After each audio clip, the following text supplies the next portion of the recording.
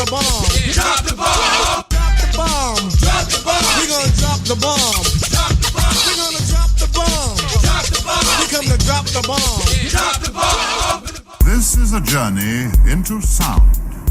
A journey which along the way will bring to you new color, new dimension, new values, and a new experience.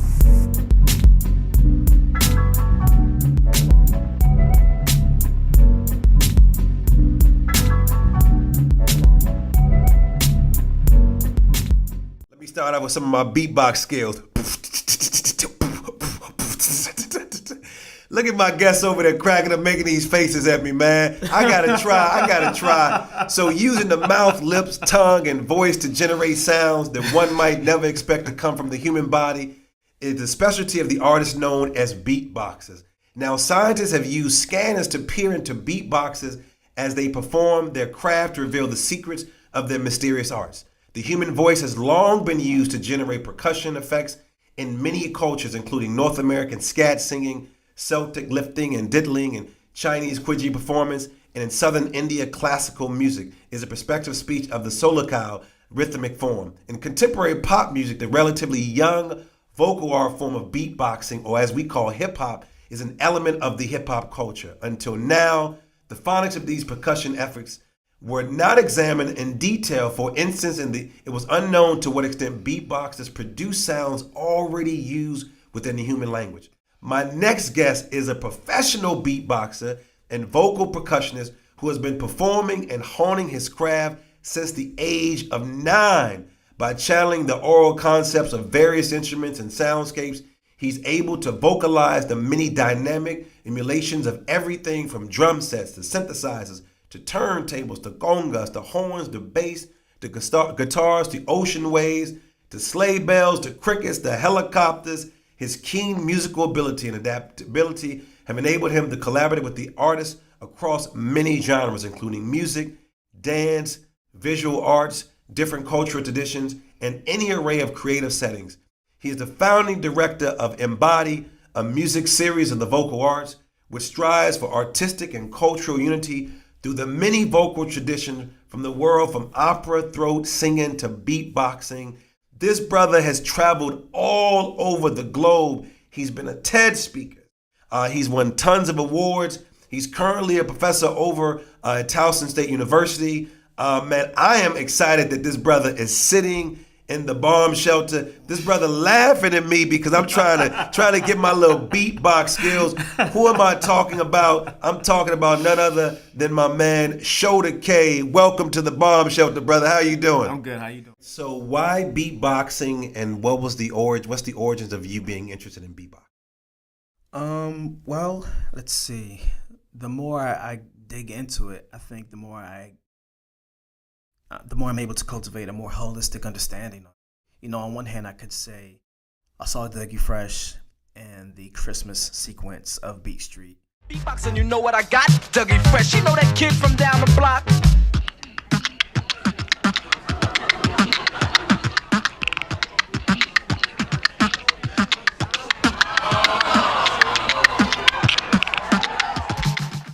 And then I heard Buff, and then I heard Buffy the Human Beatbox. Stick 'em, ha ha ha, stick 'em, gonna run the beatbox in the best fucking rhythm. And Crush Groove, and heard Dougie Fresh on record, and all those things. And of course, that was always a part of it, right? Definitely a part of why I decided to go deep into beatboxing. And then, you know, as a child, all kids are making sounds with their toys. You know, if you're playing with your dolls, you're doing the voices. If you're playing with your Transformers, you're doing the sounds and the cars and all those things. Or if you, with your G.I. Joe figures, whatever. I don't know what kids play with these things. But, you know, it's having access to the voice is an extension of their imagination and making their imaginary worlds that much more tangible by way of the voice. So when beatboxing came along, I saw that I had a vehicle for what I was already doing with my toys and making sounds and so forth. I had a musical route that I could explore as well as a child vocalist. And all children are child vocalists. It's interesting that as we get older, you know, we lose that.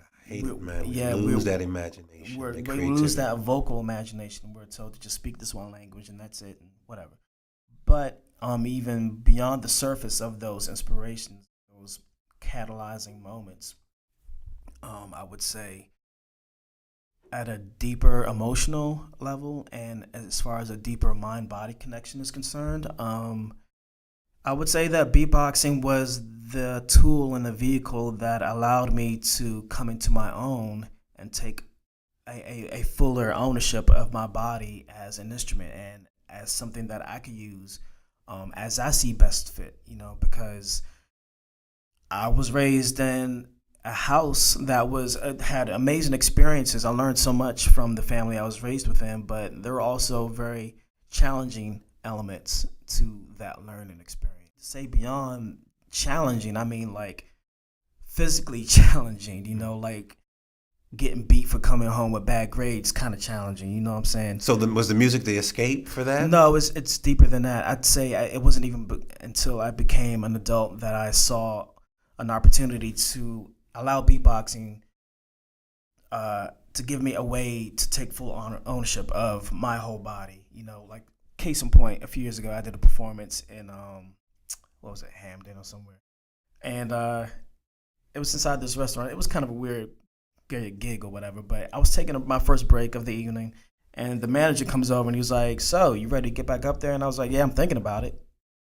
You know what I'm saying? Yeah. Like, this is my body, this is my instrument. Indeed. No one knows it better than me. I use it extensively in a variety of different ways by way of my voice being my instrument. Nobody's going to tell me when it's time for me to get back on stage and rock, because it's not like I'm playing the guitar or the drums. My instrument is with me at all times. It's part of this everyday kinesphere. So, of course, those inspirational moments as a kid, but I mean, those other challenging experiences, I think it's led me to the path of, okay, now I'm running the show. I'm running this human form. I'm having this human bodily experience. I always will have the final say as to how this instrument will be used, and because how your body was being abused as a young child, yeah, physically, man. Now you're saying I have ownership Yeah. of my body, so I'll start and end when I want to. And this is indispensable because most people can't do this, can't do what I can do. And so with that said, I wish nothing but the absolute best in terms of taking ownership and taking full empowerment of your mind-body connection to all the children out there in the world who are going through it, mentally, physically right now. Like, so was the art a form of escaping from that piece, that the abuse part? Not musically, no. I would so say, it didn't take you anywhere else. Well, so I was too young to really understand what was going on. Yeah. It wasn't until I became an adult that I realized that I had this awesome vehicle that is the human body that I can reclaim on my own terms by way of beatboxing, by way of hip hop, by way of the vocal arts. It's interesting hearing you say that. I think about, and I'm a huge Spike Lee fan, and I think about the film She's Gotta Have It. And a lot of folks didn't really understand the concept of I didn't understand the first version, the black and white version. Mm-hmm. I was young, this woman sleeping around with everybody. Fast forward to the contemporary version that I love, shot in Brooklyn, shot in color. And this piece is about this woman sleeping around. As a man, I'm thinking about, okay, this woman is a slut. She's sleeping around. She's a nympho. But there's this level of control that she says, this is my body, that then I'm going to be able to control my body. And hearing you're saying, as a kid who was then being abused, and now I'm at an age where I'm saying, you're not going to take advantage of my body that I'm using as an instrument to then serve my purpose, to feed my body, to physically pay for home, food, transportation, and all those things. Right. So as I'm listening to you, I'm thinking about that, because now there's this level of claiming ownership of what's actually mine, which is empowering. Yeah. I mean, which is really, really empowering, man, right, to articulate, to even say that. Well, it's taken about 40 years to get there, but yeah, to get to the level of understanding, and I'm still understanding it. But if you considering the larger socioeconomic context of hip hop, beatboxing, you're talking about an entire generation of people who were stripped of an opportunity to create music in the modern standard understanding of music in that way. Like there's no way jazz would have been born pre-Civil War. Oh man, the pain. Listen, Tevin. There's no way hip hop would have been born out of all of that before the '60s. Out of all of that, man. No way. So like you have these leftover remnants of technology, and then you have disembodied people who are struggling to make it from one day to the next. Of course, hip hop was born out of that pain and struggle, out of the fires of the '60s. It wouldn't have been born in the '50s. It's just not possible. Yeah. So yeah, it's about empowerment and. So do you feel empowered as you're standing on those stages? Oh, absolutely. And as you're performing. Yeah. And as then you begin to reflect how far once we've come, how far you've come to then now I'm able to this tool that was once physically abused, now on stage using my voice, using my sound, using my breath, all those things now people are coming to see. I mean, that's empowering right there. Something that someone might have been ashamed of and afraid of. And I'm going back to sort of, the film because I use the Spike Lee film as a frame of reference. Something that I was somewhat embarrassed of. Now that I see that it's giving me power. It's giving me, and that's why I do what I do with this voice, this microphone. I'm the youngest of 4 kids growing up on the south side of Chicago, growing up with, all these cultures around me, these black, brown, Caribbean, Spanish roots. And now I get an opportunity to use my voice as a way to uplift myself, but then also people that look like me. It is a good feeling. So I can see you on stage. It's almost like giving the finger back to all these people who said I wouldn't make it.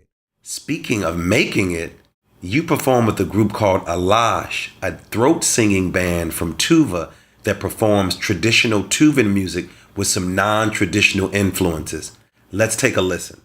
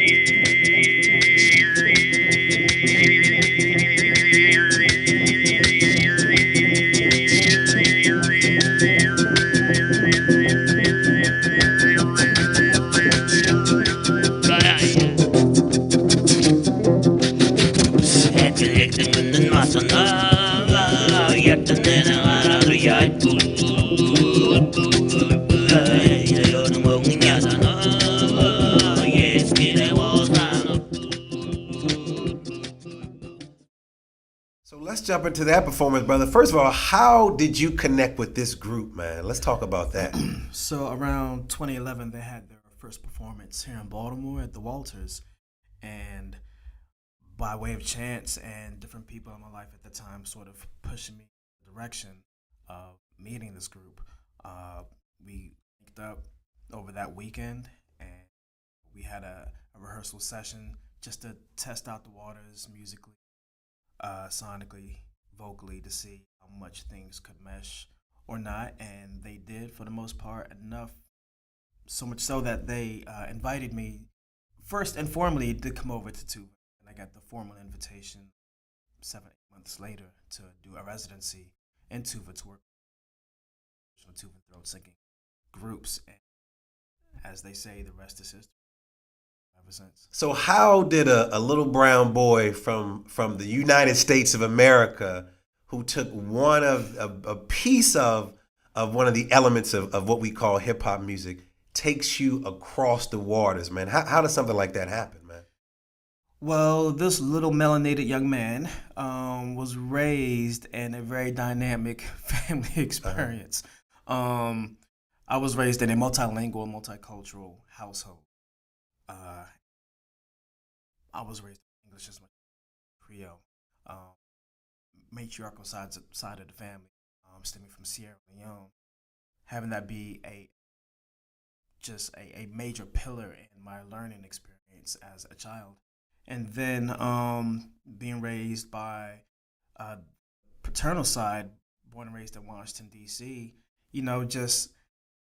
I was raised to reach out to the world in a way that I don't think Americans are, what have you.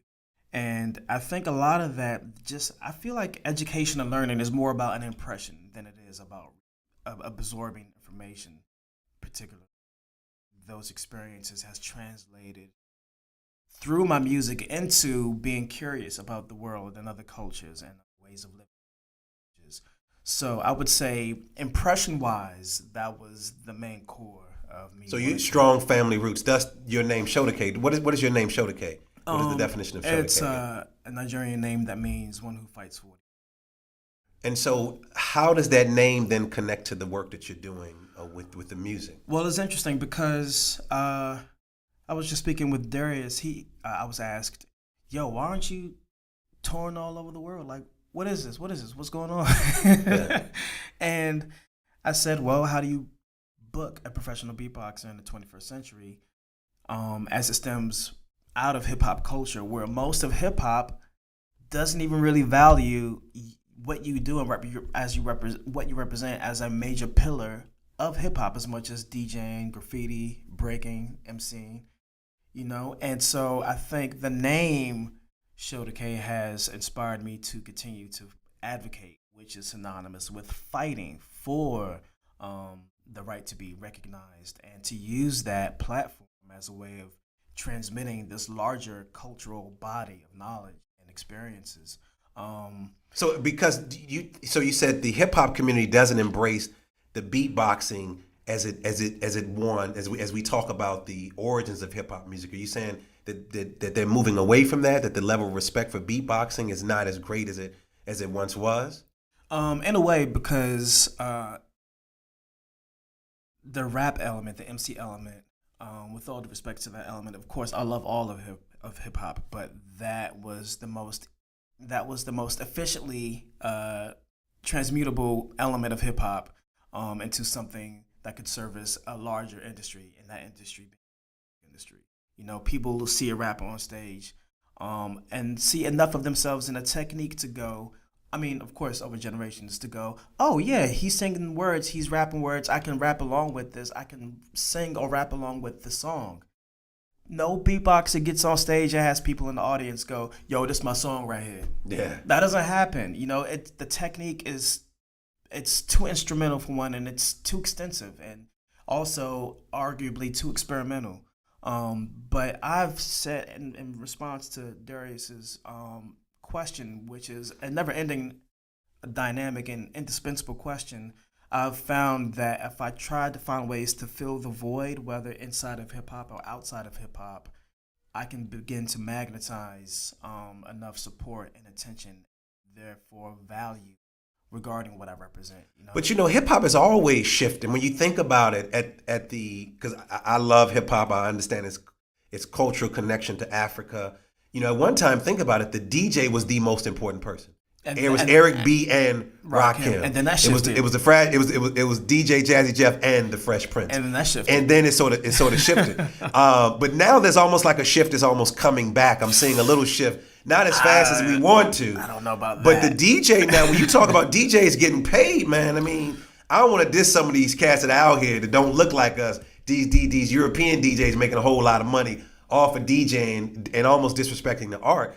But what I'm seeing with your art is somewhat different. I think as we look at the elements of hip hop music, the beatboxing being one of those core elements, it was also inexpensive. You didn't have to have DJ equipment. You didn't have to have the turntables, the techniques, the 12s.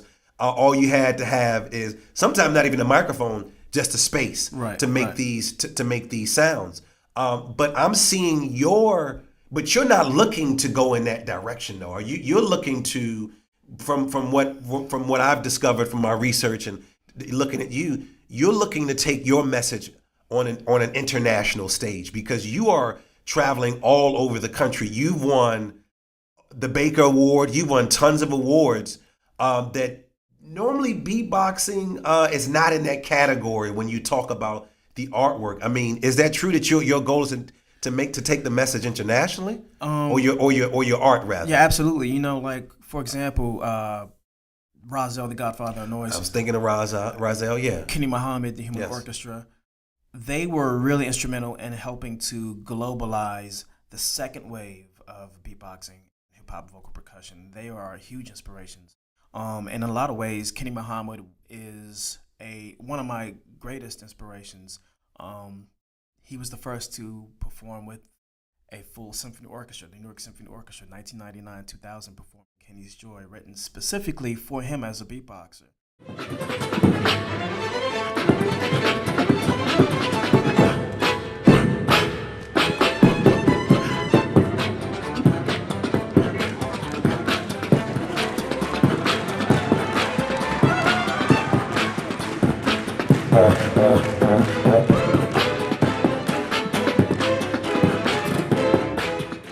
Changed the game and changed the perception of what's possible with this form, you know. So yeah, I'm very interested in filling the void in these different ways and different cultures or different paradigms where beatboxing doesn't exist. Because again, you speak to the efficiency of it. All you have to do is show up and come in with the right construct, and you can adapt it to math, science, linguistics, other musical forms. It doesn't even matter the genre, really. You know, it's just the possibilities are really limitless. So I'm very interested, and then finding ways to bring it back within hip hop, within a different context. Like I had an opportunity to perform with Qbert, one of the greatest turntablists and turntable pioneers of all time, at the Smithsonian last year for this Illumination Festival, for the reopening of the Freer and Sackler. Because I was booked to perform with Alash, and I saw an opportunity to go into the route of hip hop. Okay, well, Qbert's here. Let me see. Oh, word! You worked with Rozelle already. You worked with other beatboxers. Let's see what we can do. I had an amazing time. You know, just as much as I had an amazing time working with Alash. But I need to be taken back into hip hop more. But it is challenging, and so therefore even more important. But I remember getting into a debate with someone last year. He wanted me to come in, and with all due respect to this dude, I love this dude. I love his work. I'm not gonna say his name, but he had the 4 elements of hip hop on his classroom wall. He had breaking, graffiti, he had MCing, he had the DJ, and I was like, "Yo, what's up? What the beatbox? What's up? You can ask me to come in as your sub, but you don't have it on the wall." He was like, "Oh man, well, you know, it's not a primary pillar of hip hop." I was like, "Wow." Yo, are you and he was teaching a class? Yeah, and I was like, we need to pull his card. I was like, "Are you sure?" No, I don't know. I'm not gonna do it on the podcast. But I mean, right before the class started, I was like, "Are you sure about that?" And we didn't really get into it. Well, that was a great lesson. Did you bring it up in the class though to the students, or did you just? I just focused on what I was there to do. Yeah, but see, those are the responsibilities. We got to step out because again, if we're talking about protecting the craft and protecting the art, I want to push you to say if you see people not living up to that. Like, for example, how you gonna diss me with my little beatboxing skills? And this dude invites you to his classroom. You diss my little beatboxing skills. But I'm saying to you, we have to if we're talking about respecting this craft, because again, you are a male of color traveling to these worlds, these places. You're touching down, and people are looking at you as a representation of a black boy like me from the South Side of Chicago, a kid from Southeast DC. Miguel from Southeast California, or a kid down in Texas. And so again, you are walking in these places with your craft and your art where many of us are not having those opportunities. So we have to then pull those individuals and let them know that this thing is a global phenomenon. With that being said, when you're stepping into these places, these foreign places where you don't speak the language, you speak the language of an artist, how are they treating you as a male of color? And then what are you learning about these cultures as you're stepping into these places? Well, you know, it's interesting. In the world of dance, I've been working as a musical accompanist for the last 12 years, sustainably, and it's been a great experience. But there isn't a lot of convergence in these different worlds. I mean, even in hip hop, there's not a lot of convergent thinking, you know?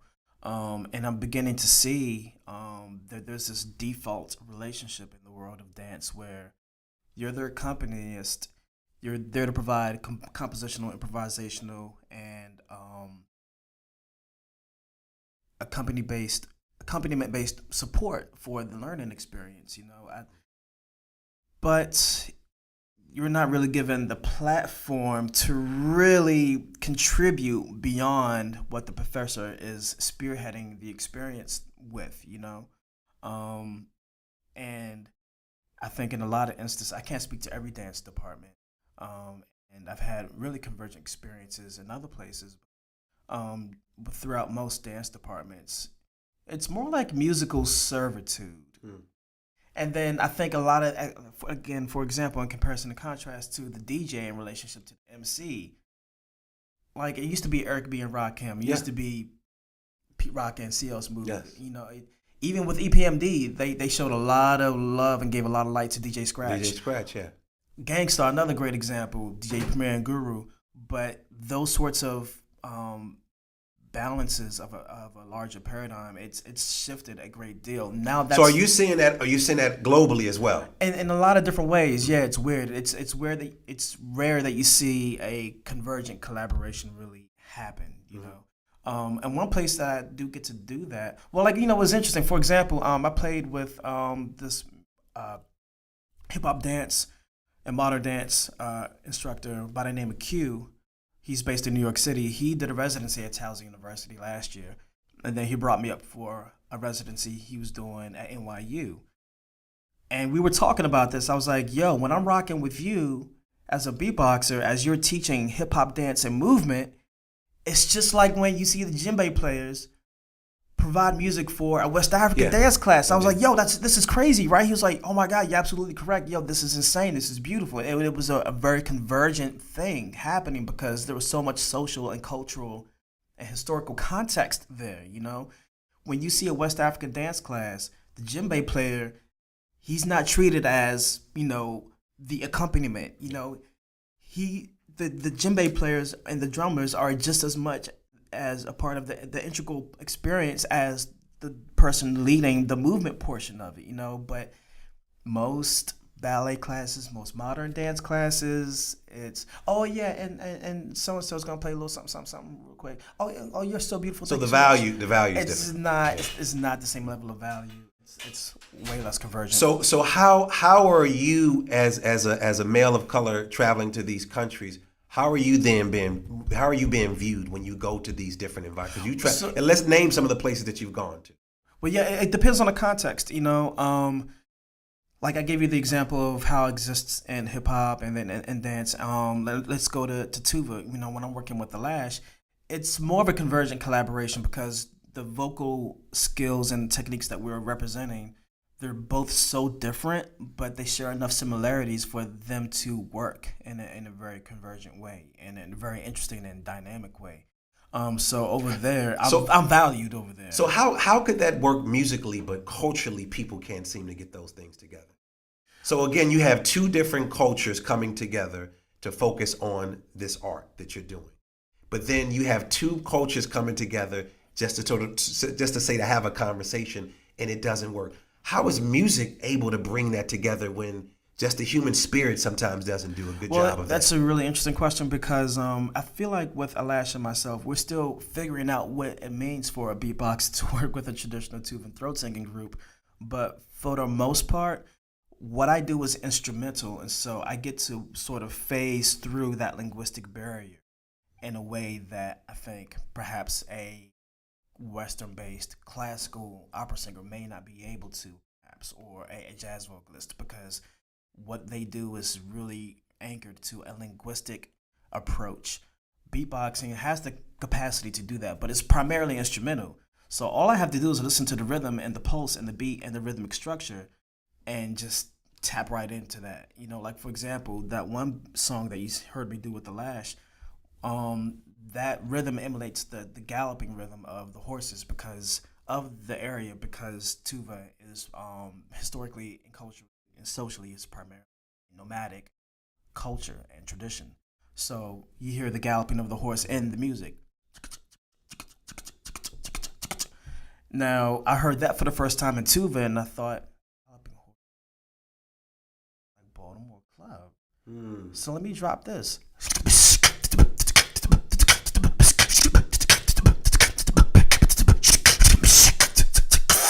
like that, you know. So now, did you explain that to them?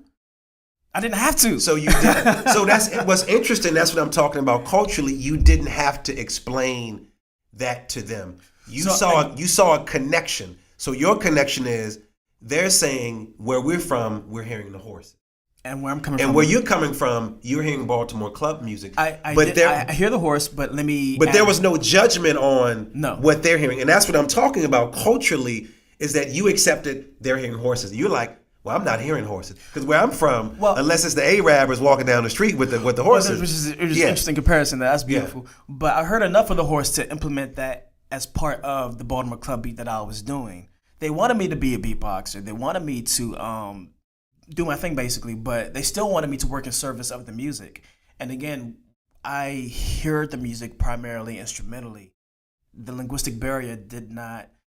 It didn't do a disservice to me. So how does a person come into that type of work? Like, what did you have to do to then prepare yourself to then do that type of work? Because again, when you're talking about the state of where we are in this country, race and racism and biases, was there some work that you had to do to come into that, with these different people from different places? And then was there some work that because listen, when I was doing my research and looking at Tuva, and even though it's a part of Russia and they go by Asian, it ain't a whole bunch of folks like us over there, man. No, definitely and not. So when you just pop up on the scene, this brother making these sounds, and then they're making sounds, what type of work did you have to do? And then what advice do you have for people who tend to try to figure out how do we then get this to work together? Well, you know, honestly, because music does that, man. Yeah, it does. Really, Bob Marley has been able to do it. Yeah. You know, Peter, Paul, and Mary. You know, people who worked for when Dr. King was protesting. You know, Harry Belafonte used it. You know, who I love, Karis One. I know you worked with him recently. What does that look like, man? How do you know?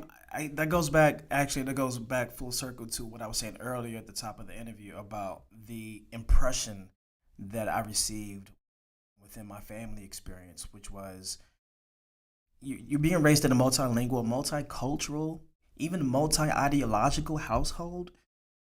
You know, how can you not be curious about the whole world? You know, so you have a level of curiosity that exists for you. With that ingrained in me, you know, I'm curious about how these other musical forms exist, especially if they share similar techniques to what I already do, as I was basically a child of hip hop. You know. So when I was first introduced to throat singing, I was super curious about it. Mostly technique-wise, instrumentally, but then became more curious about the language and the culture and the history of it over time. And then the first throat singer I worked with was Fuyuki Yamakawa here in Baltimore at High Zero 2006. We did a beatbox throat singing duet, amazing moment. And then I think my impression of throat singing became even more cultivated.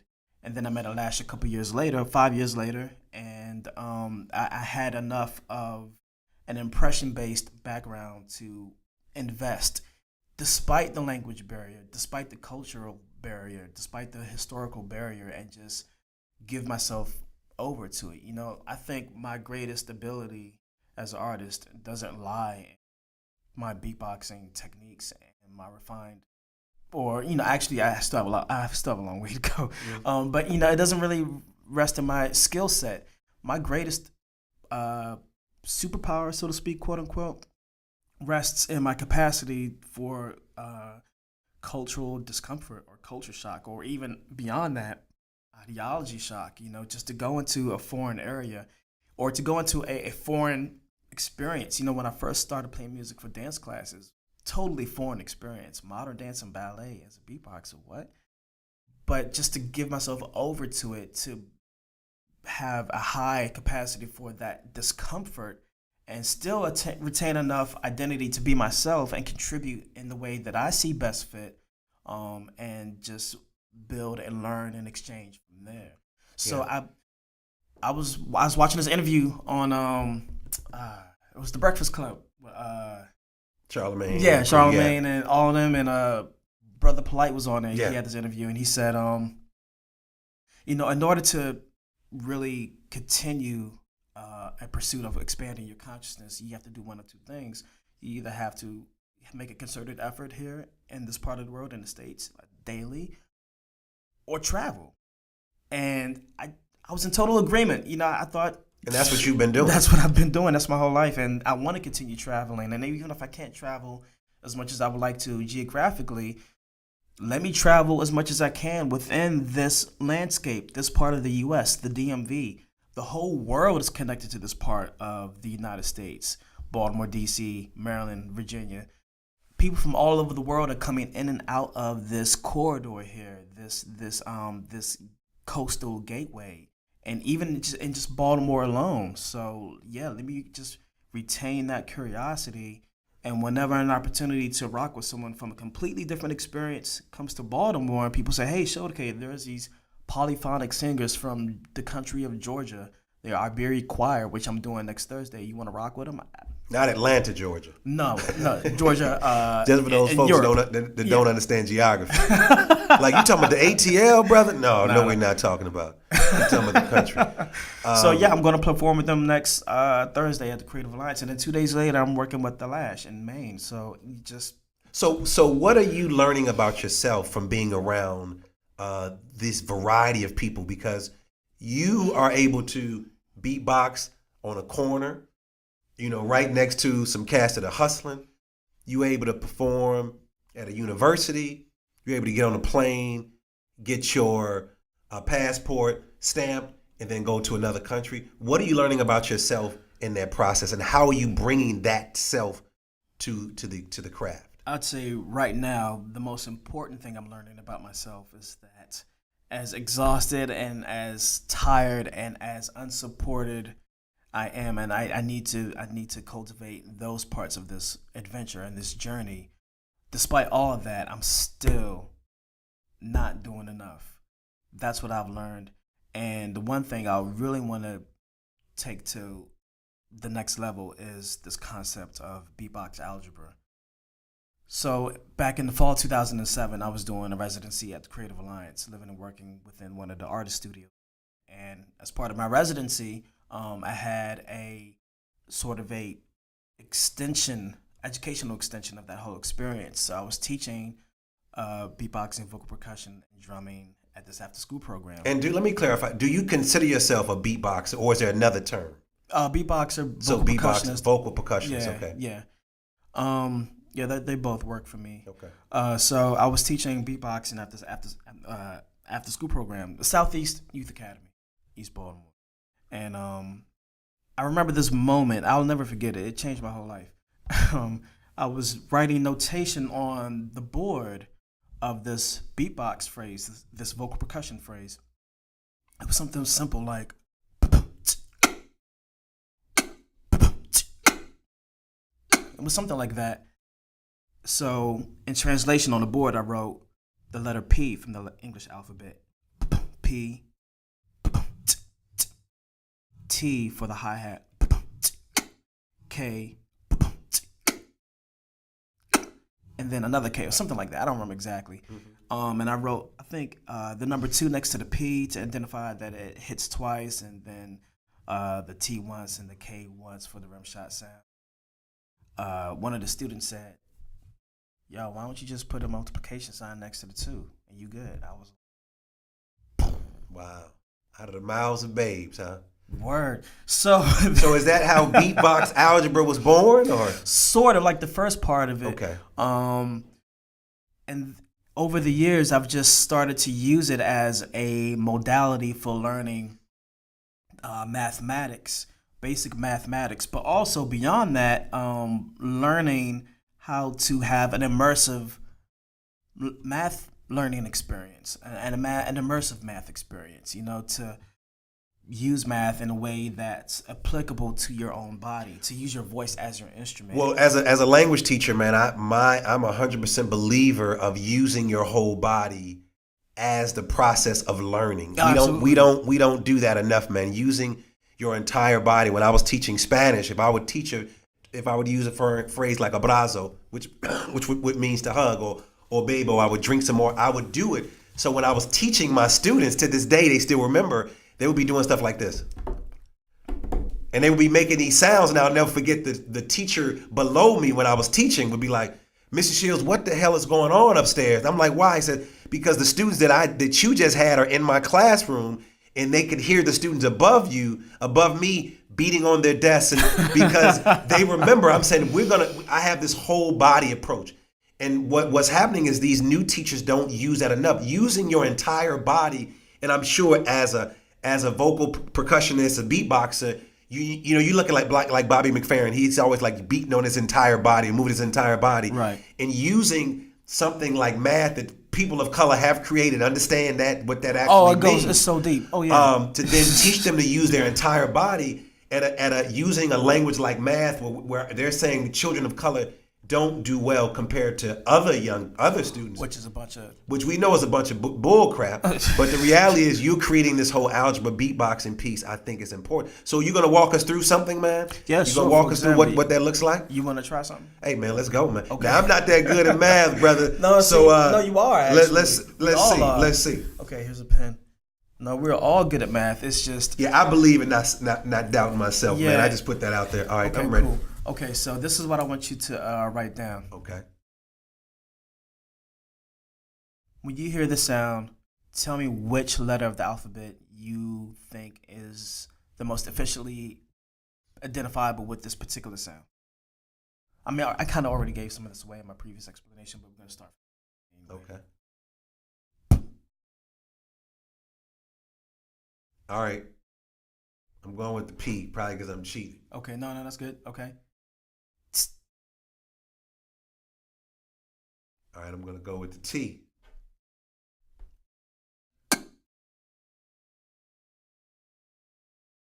Do that again.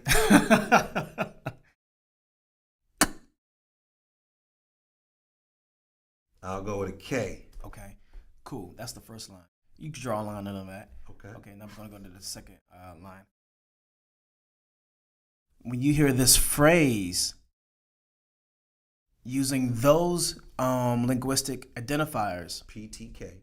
Okay. Those verbal identifiers. Okay. Verbally percussive identifiers. Okay. In conjunction with that and numerical symbols, okay, or exact number identifiers, try to see if you can't notate this phrase I'm about to do. Okay. With numbers. Numbers and the letters. Okay, numbers and letters. Okay. Okay, here we go.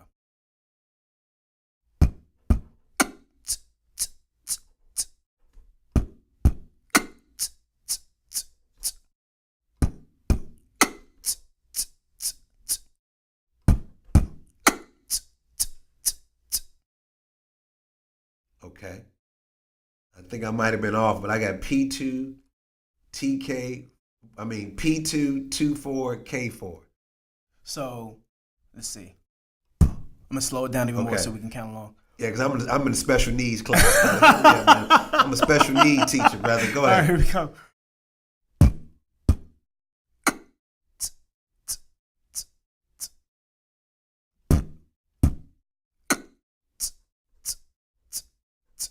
Yeah, so it was 2 P's for the bass drum, and then 1 rim shot sound for the K,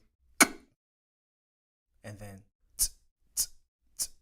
so it should read P times 2, K1, or you don't even have to put the 1 next to the K since it's just 1 K, and then it depends on how you want to notate it, which is another important part of it, and then the hi-hat sound, T times 4. I like that, man. And then actually, that whole pattern, I did it 4 times. It repeats 4 times. So you might want to write in parentheses the letter 4. Or if that's the beat somebody else is going to rock over, you like, for example, if there's one with the rhyme over that, then you might want to use the letter I. Man, I was about to flow, man. Hold up, man. You about to cut my flow? No. You might want to write the letter I. The capital letter I in parentheses to identify that beat goes on indefinitely. So how have the kids been responding to this, man? Kids love it. Adults love it. Everybody seems to love it. Yeah. So it keeps their attention. Absolutely. It's kind of hard for a cat to be sitting in the back falling asleep, and all of a sudden he hears some sound, some music, and I get a chance to move around and things of that nature. So I applaud you on that, man. Anything that gets young people, gets their attention, gets them moving, gets them active. We love it. So where are you doing this right now, man? Where are you doing this? Right now, I'm doing it in residence at the Rhizome House in Washington, D.C. every Sunday. Beatbox algebra. in residence as a part of Embody, a festival and series of vocal arts festival series that I started here in Baltimore in 2010. I first premiered this as an extension. You can set it down and keep going. Okay. As an extension of a residency I did at Johns Hopkins University earlier this year in collaboration with the Hopkins Symphony Orchestra. I did two classes of that. So, yeah, I'm looking forward to taking it to a whole nother level in collaboration with Arts Every Day, arts education implementation program here in Baltimore City. So, actually now what I would love to do next is flip that whole dynamic. And you compose a beat in your imagination, notate it, don't vocalize it, notate it, give me the piece of paper, and then I'll try to interpret it exactly. As with what letters? Any letters? We could do any letters, but let's start with the PTK. All right, so give me the directions one more time. Okay, so you're gonna notate a beatbox phrase or a vocal percussion phrase in your mind. Okay. Lock that in. Okay. Notate it on a piece of paper. Then hand me the piece of paper, and I'll try to interpret it in real time and vocalize it and perform it.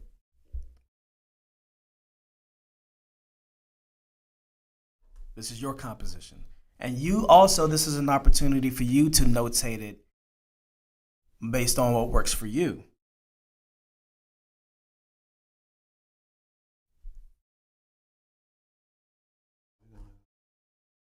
Are you trying to get crazy with me? Okay. Yeah, I'm about to put you to work, bro.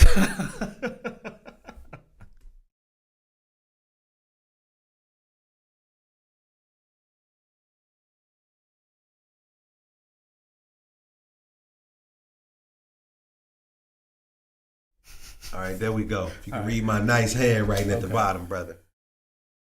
So it's just the one on the bottom? Yep, just the one on the bottom. Okay, let's see. Okay. Let's see if I can get this right.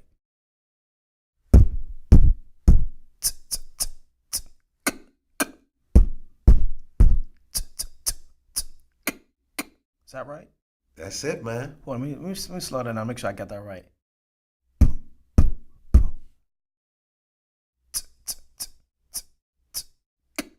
Okay, yeah, I think I got that. Okay, do it again. Let's speed it up. Speed it up.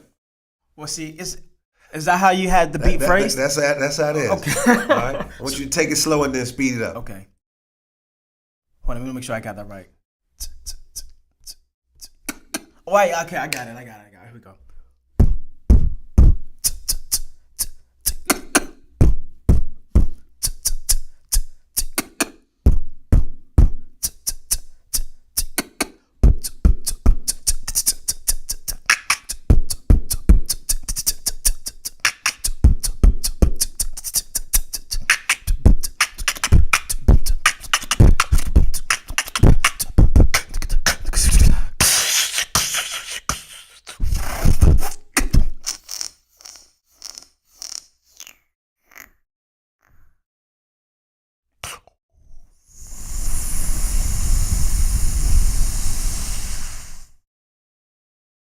Wow, there you go, bro. That was just an interpretation. Hey, man, I started dope, to add man. extra hits to it, but So what's next? What's next for Shodekeh? Where you going?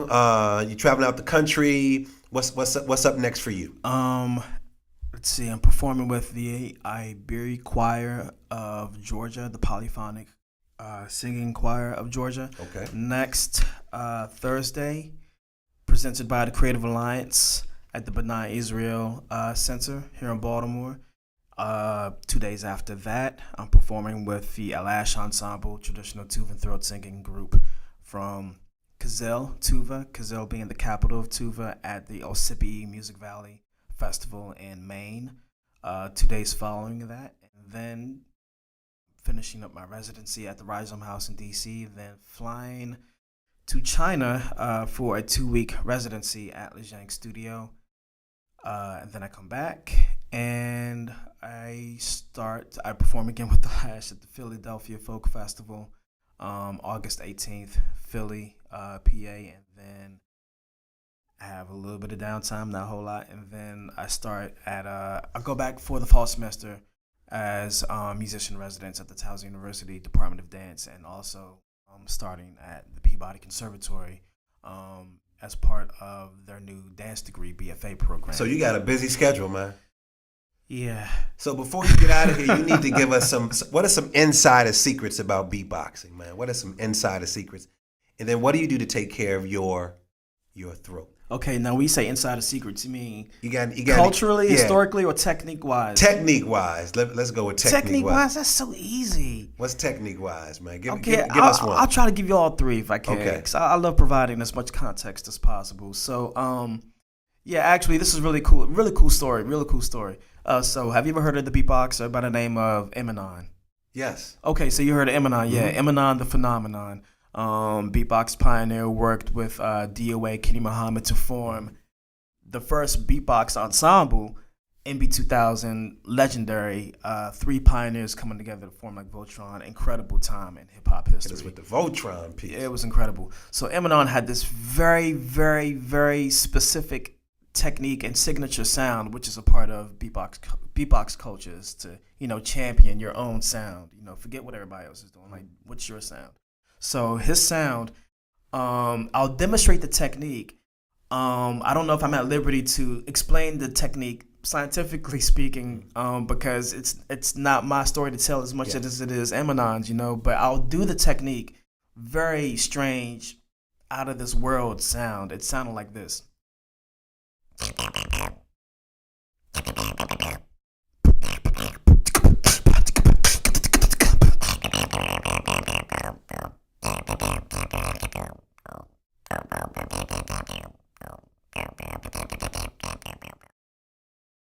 Now, that last part I did was a reference to the opening melody from Eric B. and Rakim song. Yeah. I saw Eminem do that sound in reference to that particular song.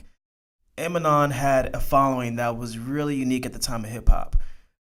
Now, if you remember Andy Warhol, legendary visual artist, convergent artist, photographer, he followed Eminem around as a fan of his work. So much so that it translated into a relationship with Keith Haring, the visual artist. Yes, interesting. All of them in the same, Basquiat, all of them were in that same New York circle, City, man. Yeah. Keith Haring did the visual artwork for Eminem's LP that was released in the mid-1980s. Just a really unique, rare moment of hip-hop history there, Eminem battled Dougie Fresh. Eminem battled Biz Markie. He was part of this. He was more of an underground cat, but his presence was undenied. Now, when you hear Kenny Muhammad beatbox, you'll hear him do Eminem's sound. Because of that impact, the sound became even more globalized. So you have this single sound, this one beatboxer from New York City who made an impact on artists such as Andy Warhol, Keith Haring, as much as Kenny Muhammad, DOA, and so therefore beatboxers all over the world. Everybody had to approach the culture and the sound of it differently after that, because no one was really beatboxing like that before he came along, and just as much as Kenny Muhammad, no one was doing beatbox drums like that before he came along, really. So how are people like Dougie Fresh, how are they treated in that beatbox community, like where you guys From are? what I can see, Dougie Fresh is treated as one of the primary pioneers of the beatboxing culture. But you guys, your sounds go to a whole nother level. Yeah, so Dougie. Yeah. Eminem started to champion other sounds and take it in new directions. But there's a level of respect for like a Dougie, Biz Markie, and all of course, yeah. Dougie Fresh inspired Eminem. Yeah. But he developed his own style. These guys, they're all in the top 10 for me. I was watching the Vlad TV interview with Big Daddy Kane, where he was asking Kane, who are in your top 3? And he said, well, I got to include myself in that. So myself, KRS-One, and Rakim, because after we came along, we reshaped hip-hop in such a way that people had to rap differently. When Dougie Fresh, he was one of the primary creators of beatboxing. The technique, the culture, the history of it. Buffy, the Human Beatbox from the Fat Boys, another one as well.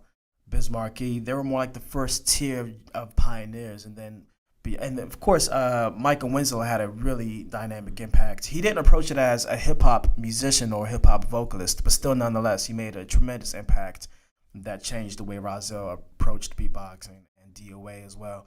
But then after that, you have the second generation of pioneers, DOA forming the first beatbox supergroup, and then Rozelle popularizing it all over the world. Scratch from the roots, formerly of the roots, still, globalizing.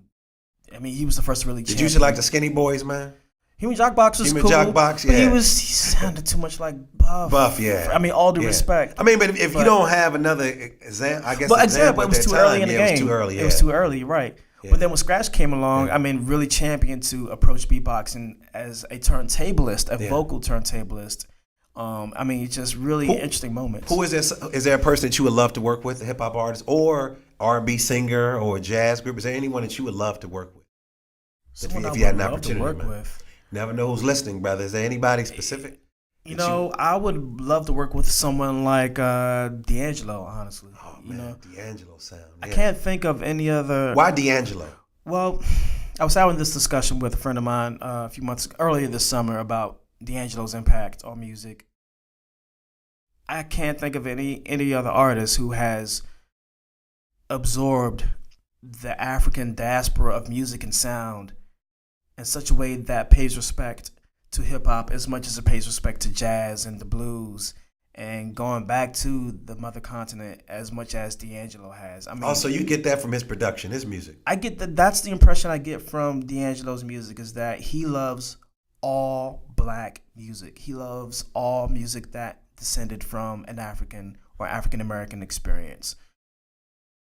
No one does that to the extent that he does, and plus, of course, he was also raised within the generation of hip hop, so maybe it's been easier for him to absorb hip hop as much as jazz and the blues, more so than, say, for example, Stevie Wonder. And I mean, no slight to Stevie Wonder. I mean, tremendous impact. Yeah, I'm always interested to which artists who you guys are listening to. But you said D'Angelo. Yeah, I mean, it's an effortless respect, and I like D'Angelo. And it's an effortless convergence of all these different parts of an African diaspora, and. Why would Stevie Wonder have the capacity to do that? He was born from a different generation, Michael Jackson had a little more of a capacity than, say, his predecessors, Marvin Gaye, Stevie Wonder, for example. He absorbed some elements of hip-hop into his music, and it became a part of his sound, but D'Angelo just does it in a way that is so organic. So working with an artist along those lines, I mean, he made us wait 14 years for an album, and it was still a beautiful and indispensable work of art. So he's one person I would love to work with. I would love to keep working with Alash. I think we're creating extremely dynamic fusions there. Have you ever heard a group called Vocal Sampling out of Cuba? Out of Cuba? Yeah. I love Vocal Sampling. Okay. I would rock with them too. Yeah, Vocal Sampling is dope, man. If you haven't heard Vocal Sampling, check them out. Their Cuban approach to vocal percussion. Yeah. Well, you probably liked it because of the African connection as well. Absolutely. Yeah, the tradition over there as well. So how do you take care of your money maker, man? Okay, so like, for example, it was really interesting to see the look on your face when I was doing Eminon sound. You were like, that's so weird. And I'm going to reveal a part of the technique here. Mm-hmm. So when I do that sound,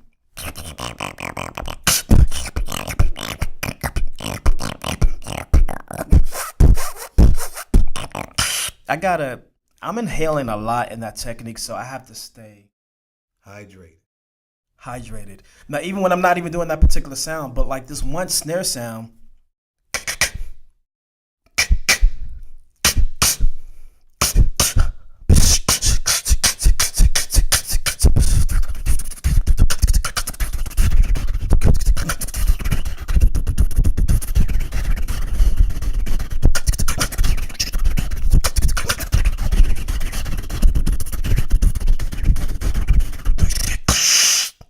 that sound is done on an inhale. That's an inhaled production of a percussive sound. Are you learning breathing techniques as well? Like where is that coming from? Because I'm looking at you. I'm like, man, where is that sound? Well, that beautiful coming. Is it something that you're thinking it through as well? Well, the beautiful thing about that one snare technique sound is that I was inspired by Kenny Muhammad and Rozelle's. They have two snare sounds. They have a whole bunch of snare sounds, but they have two snare sounds that they do that has to be produced on an inhalation. So you can inhale like this, but you can inhale much more percussively than that. You can inhale even more percussively than that. That's where there's the synthesis of an inhalation, an opportunity to take in air, oxygen, and also an opportunity to produce a sound. So you're talking about hydrating. What else do you do for your body to take care of that? Like, of course, I have a cold right now, which I rarely have a cold. Normally in the wintertime, in my throat, I'm like an old school preacher, brother. Walk around with an ascot around my neck.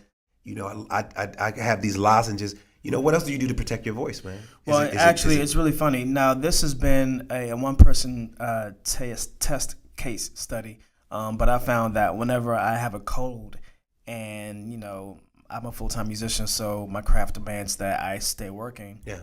I found that the constant cycling of inhaling and exhaling, it helps to alleviate. It's fighting your cold. It helps to alleviate anything around you. Now, I haven't done a case study across an entire demographic. No, that's interesting to know. I mean, but nevertheless, I found that. So do you don't do anything else for your throat? Or you know, any types of teas, any diet that you're on, any foods that you're eating? Stay away from smoking or run. I mean, anything like that. Definitely stay away from smoking. So smoking would definitely would damage your. Well, I mean, I think whether you're a beatboxer or not. Yeah, indeed. I mean, because when you're talking about, when you look at people who we know had pipes back in the day, we don't want to mention some of those folks, but once we discovered that they were smoking and doing some other things to damage that. So how do you prepare for a show? Walk us through a preparation for a show. I don't do anything. So you just show up on the scene. Well, I feel like there's any thoughts going through your mind? Any rituals that you? No, I just, you know, it's interesting. I feel that regarding this sustained relationship with my vocal muscle memory, I'm kind of always practicing, sort of, you know, like I'll be walking somewhere and I'll just practice those crazy rolls I was doing earlier.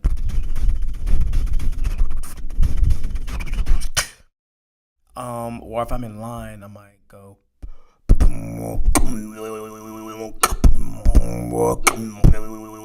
So I'm always warmed up.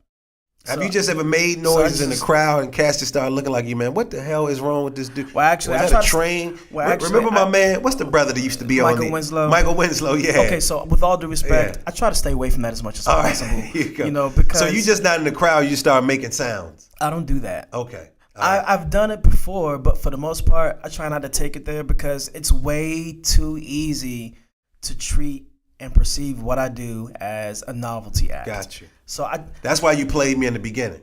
No, no. Honestly, you know, I'll be the first to admit this. I'm pretentious to a default. Yeah. I take it way too seriously. Yeah. I need to be having more fun with it. But that's, I mean, you're having fun with it. I'm saying, and especially if you're working with kids, I know you gotta have, because kids will pull you back. Like, homeboy, stop taking yourself too serious. Well, no, they don't do that. Yeah. Because I do loosen up around the kids, but it's with the adults. Yeah, because you want to respect. You know, you want to respect the craft of what I have too much respect. It's like when people come up to me, man, and they know I speak Spanish, and I'm like, man, don't hit me with no como se ya. Come on, man, come on, dude, give me something harder than that, man.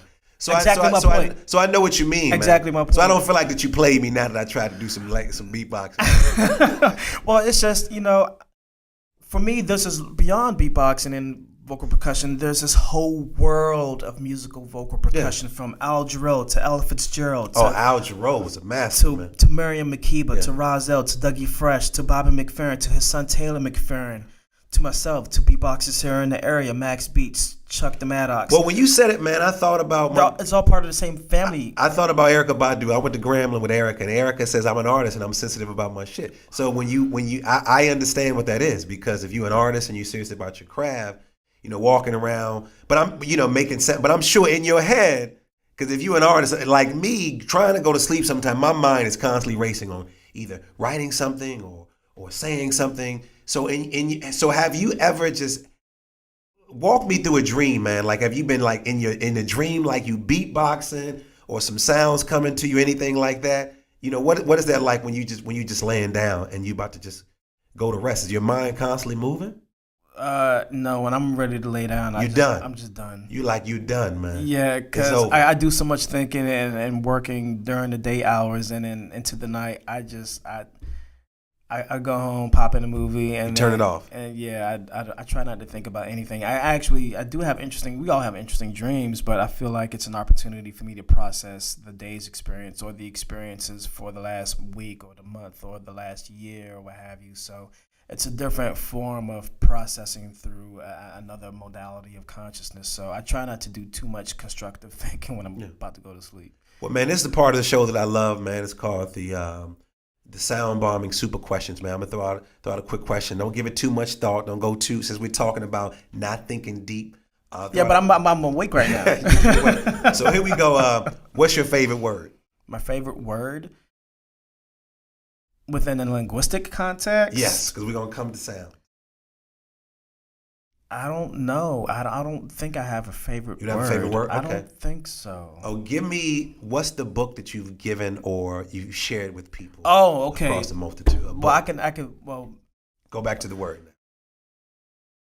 Compensatory. Compensatory. Well, okay. right now the most impactful, because earlier this year I just finished reading a compensatory code system concept for victims of racism, white supremacy by Neely Fuller Jr. Great book. Great. Yo. That's another conversation. That's a whole nother conversation. Great book, man. One of the most important books I've read in my entire life. Why did it take me so long for me to get to that book?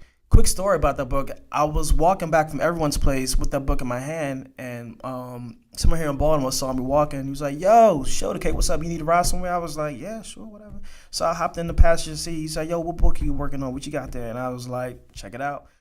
He's like, "Oh, man, that's too much, man." Heavy reading, yeah. So then he showed me a book he was working on. It was I can't remember the title, but it was a hip hop anthology.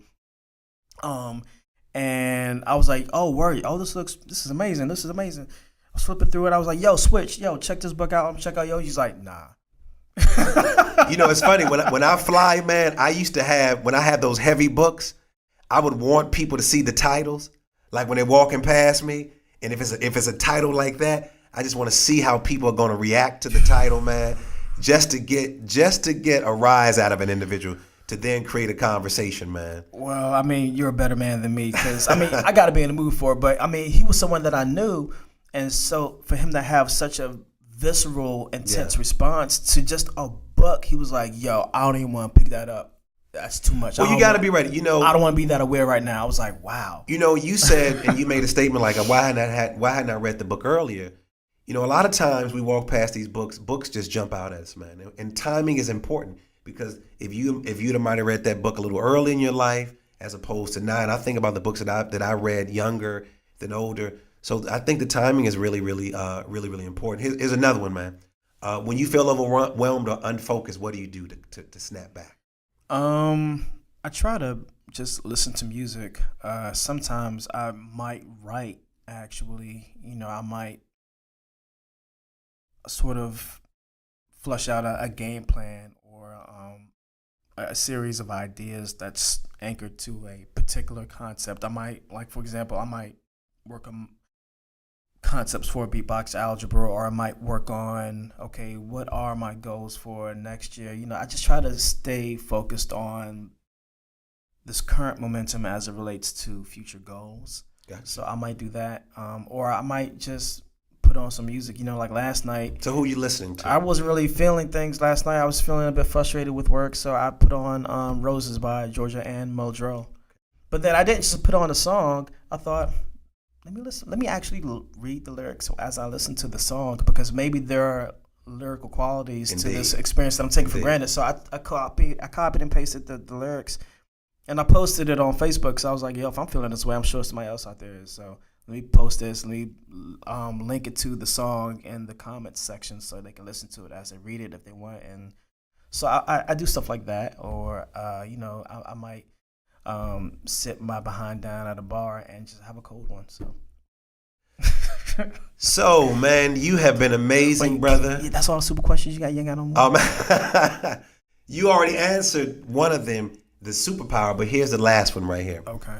What is your animal spirit? My animal spirit. Let's see.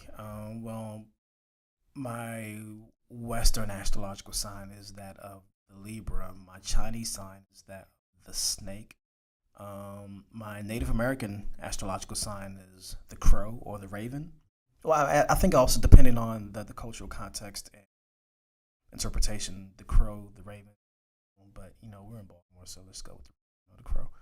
And then my West African astrological sign actually is that of the traveler. So those are my animal modality, animal signs, power animals, what have you. And so as you look at those animal modalities, do you sort of see that in your music that you're producing? Do you see that as you're traveling across the country? Do you see any of those? Absolutely. Those characteristics that exist? I see myself in the traveler more than any of the other ones. Because there's the cultural context of West African astrological construct and paradigm. It's fun to see myself in the raven, for sure. The raven is a very, very, very smart bird. Not the team in Baltimore. That's a whole nother. The actual bird, yeah, and it's a gritty animal as well. Yeah. It's fun to see myself in the snake. If you liken it to the snake techniques and those old school kung fu flicks, and it's just whatever. And the Libra, well, I try to stay balanced. Don't we all, brother? Don't we all? So, what's the future of beatboxing? Great question. From my perspective, based on the work that I'm doing now, the future of beatboxing, vocal percussion is rooted, I'd say, in three things that I'm doing currently. There's going to be a greater synthesis by way of serving as cultural ambassadors, vocal ambassadors. The work that I'm doing with the Lash is a great example. A beatboxer with a traditional tube and throat singing ensemble. Yo, that's crazy. That's a no-brainer, but it's incredible. So, 2021 will be our 10-year anniversary of working together. So that is one future of vocal percussion of beatboxing. Another future of vocal percussion beatboxing is using it to promote a greater understanding and presence for science communication and math communication.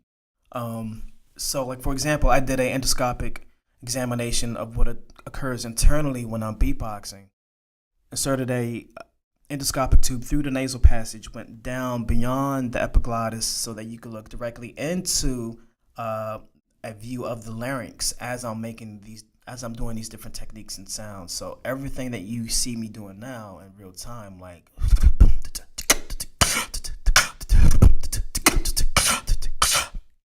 you can see that internally.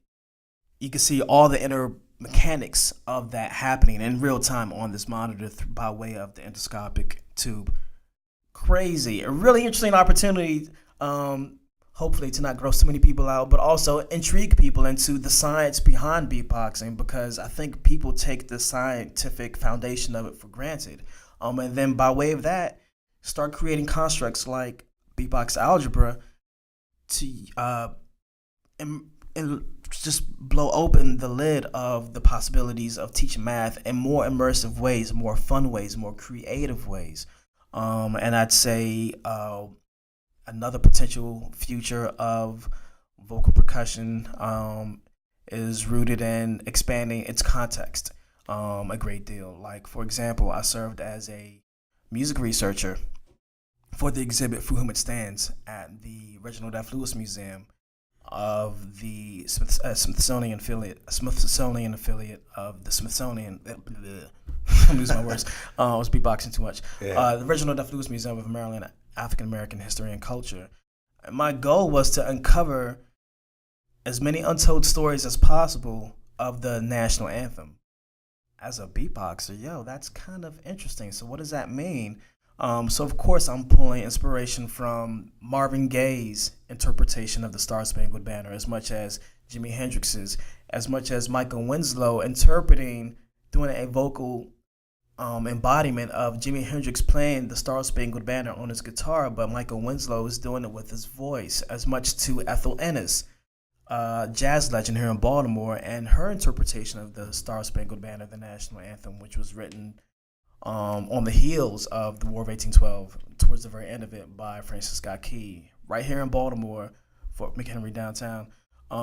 So, Yeah, just I think using your musical voice and your techniques beyond the techniques and using them for a larger platform of potential context. To me, that's also another great potential and possible future of beatboxing, vocal percussion. So much more than just getting on stage and rocking the crowd. Okay, we've seen that. We've been doing that. Where else can this go? Possibilities are really, truly endless. So those are a few. Actually, classical music. Kenny Muhammad, first beatboxer on stage with a symphony orchestra. The New York Symphony Orchestra, 99, 2000. Incredible moment. Inspired me to want to do the same thing. I saw the movie Red Dragon. Yeah. Crazy movie. Yeah. But the movie opens up with Anthony Hopkins and the audience at the Baltimore Orchestra.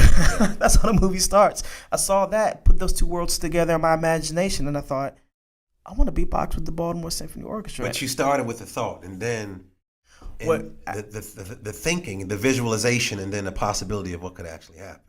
I applied for a job there as an usher in 2004, and then 6 years later, I get the phone call. Wow.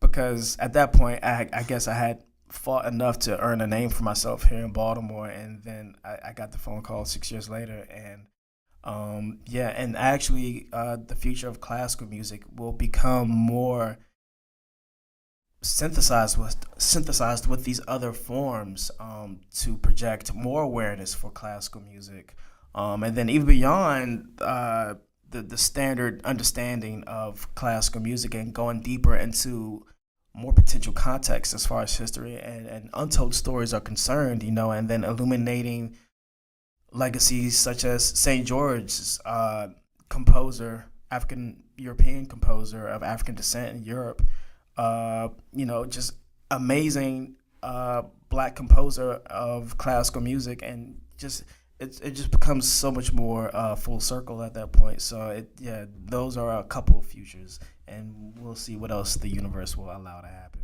All right, so man, thank you. I'd like to thank my producer, Darius Wilmore and Supremacy, for our theme music and all our listening. As always, believe that something wonderful is about to happen, and that some people miss the message because they're too busy looking for the mess. Thanks for tuning in, and do something for someone else other than yourself today. Wait. You want to go out with a beatbox with me? Man, I got that, man. Slow down. No, you do the beat. Do the beat. Let me. With this? Yeah, no, beatbox with me. You want me to beatbox with you? Yeah. Hold up. Let me do this, and then we're gonna come back to that. I like that though. Okay. So I'd like to thank my producer, Darius Wilmore and Supremacy, for our theme music and all of our listeners. And as always, believe that something wonderful is about to happen, and that some people miss the message because they're too busy looking for the mess. Thank you for tuning in, and do something for someone else other than yourself today. You've been listening to your man, Dr. LaMarr Darnell Shields, and you've been tuning in to Sound Bombing. You ready to go? Just do it. The sound, the beat, man.